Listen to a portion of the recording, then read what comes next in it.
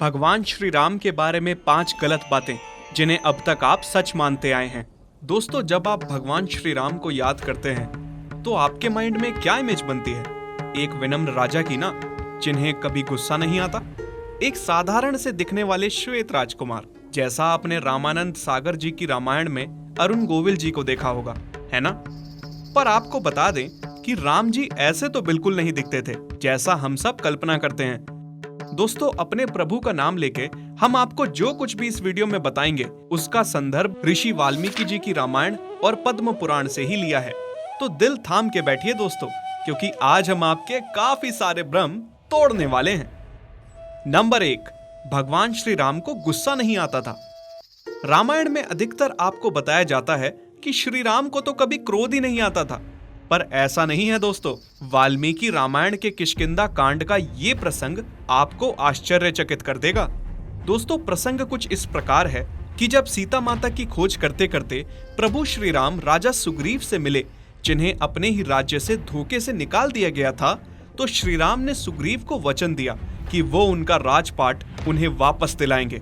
बदले में सुग्रीव को भी माता सीता की खोज करने में उनकी सहायता करनी होगी। सुग्रीव के आग्रह पर जब श्री राम ने बाली का वध किया और सुग्रीव को किष्किंधा का राजपाट सौंप दिया, तब सुग्रीव ने श्री राम से कहा कि वो माता सीता को वर्षा ऋतु के खत्म हो जाने के बाद ढूंढने जाएं। पर बरसात का मौसम खत्म होने के बाद भी सुग्रीव ने प्रभु श्री राम को दिए वचन की कोई सुध नहीं ली। वो भोग विलास में ही व्यस्त हो गए। ये देखकर राम जी क्रोध से भर गए। उन्होंने लक्ष्मण जी को कुछ ऐसा कहकर सुग्रीव के महल में भेजा। अनुज लक्ष्मण, जाओ और सुग्रीव से कहो, समय तिष्ठा, मतलब समय आ गया है कि सीधे हो जाइए महाराज सुग्रीव, वरना वो जो रास्ता जिससे मैंने बाली को उसकी मृत्यु तक भेजा है वो अभी बंद नहीं हुआ है। दोस्तों, इस प्रसंग से ये तो साफ समझ आ जाता है कि श्री राम अपने दिए वचन को तो निभाते ही थे, पर वो ये भी सुनिश्चित करते थे कि बाकी लोग भी अपने दिए वचन का पालन करें, और इसके लिए वो क्रोधित भी होते थे। इसी प्रकार वाल्मीकि रामायण के एक और प्रसंग में जब राम जी सीता माता का पता नहीं लगा पाते, तो वो जंगल के सभी जीव जंतुओं से क्रोधित होकर कहते हैं कि अगर मेरी प्रिय भार्या का पता नहीं चला तो संपूर्ण सृष्टि का सर्वनाश हो जाएगा। दोस्तों, इससे भी उनके क्रोध के बारे में पता चलता है। नंबर 2, श्री राम का रंग श्वेत था और वो साधारण से किसी राजकुमार की तरह ही दिखते थे। दोस्तों, रामानंद सागर जी की रामायण में राम जी का रोल करने वाले अरुण गोविल जी को बड़ा ही साधारण दिखाया गया है। आपकी ही तरह हम भी अरुण गोविल जी का सम्मान करते हैं, पर दोस्तों, आपको जान के हैरानी होगी कि राम जी अरुण जी के जैसे तो बिल्कुल नहीं दिखते थे। आइए इसे सिद्ध करते हैं वाल्मीकि रामायण से। दोस्तों, वाल्मीकि रामायण में राम जी का वर्णन कुछ इस प्रकार किया गया है। महाबाहो और अजान बाहो, जिसका मतलब है राम जी महान और शक्तिशाली भुजाओं वाले थे। शिहस्कंधो, जिसका मतलब है कि राम जी के कंधे किसी शेर के कंधों से कम नहीं थे। नरो व्याघ्र, जिसका मतलब है जो नरों में व्याघ्र हो, यानी इंसानों में सर्वशक्तिमान। पीन वक्ष, जिसका मतलब है ऐसा व्यक्ति जिसकी छाती बहुत चौड़ी हो। तो दोस्तों, वाल्मीकि रामायण के हिसाब से तो राम जी बिल्कुल भी साधारण तो प्रतीत नहीं होते। और जहां तक बात रही श्री राम के रंग की, तो वाल्मीकि जी ने उन्हें श्याम वर्ण का कहा है, जिसका मतलब वो रंग से श्री कृष्ण की तरह ही सुंदर और सांवले थे। नंबर 3, श्री राम ने शंभुक का वध उसकी जाति और वर्ण की वजह से किया था। दोस्तों, पहली बात तो ये है कि शंभुक नाम के एक शूद्र के वध का प्रकरण उत्तरकांड में आता है, जिसके बारे में कहा जाता है कि वो काल्पनिक है। परंतु हम यहाँ उत्तरकांड को सत्य मानते हुए आपका ये भ्रम भी तोड़ेंगे। दोस्तों, रामायण काल में शूद्र का मतलब अनुसूचित जाति से तो बिल्कुल भी नहीं है।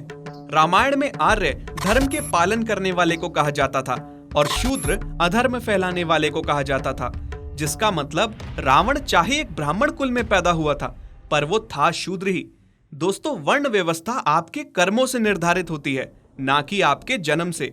जहां वन में जीवन व्यतीत करने वाली माता शबरी को हम माँ कहते हैं, वहीं ऋषियों और प्रजाओं पर दुराचार करने वाले सो कॉल्ड ब्राह्मण रावण को हम दुष्ट राक्षस कहते हैं। अब जब आपको ये क्लियर है, तो वापस शंभुक के वध पर आते हैं। दोस्तों, शंभुक रावण की ही तरह एक दुष्ट आदमी था, जो अपने शरीर के साथ ही स्वर्ग जाना चाहता था और देवलोक पर विजय प्राप्त करना चाहता था। दोस्तों, अगर श्री राम उसको नहीं मारते तो वह सारे समाज को इस भ्रम में रखता कि अपने शरीर के साथ ही आप भी स्वर्ग जा सकते हैं, और सारा समाज इस व्यर्थ की प्रक्रिया में अपना समय बर्बाद करता। इससे धर्म संकट खड़ा हो सकता था।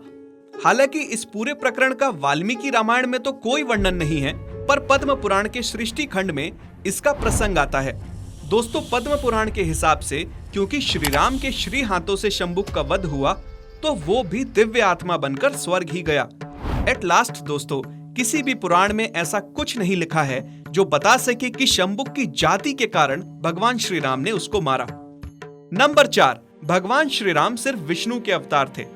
दोस्तों, कुछ धर्माचार्यों का मानना है कि भगवान श्री राम महादेव और भगवान विष्णु दोनों के अवतार हैं। कहने का मतलब भगवान राम एक ऐसी शक्ति हैं जिनके अंदर 2 देवताओं की शक्ति समाहित है। रामायण में कई बार भगवान शिव ने देवी पार्वती से कहा है कि राम ही मेरे ईश्वर हैं और मैं ही राम का ईश्वर हूँ। हालांकि दोस्तों, यहाँ हम ये स्पष्ट कर दें कि ये एक मान्यता है, इसकी पुष्टि अभी किसी ग्रंथ से नहीं हुई है। नंबर 5, भगवान राम के पास सिर्फ एक धनुष था।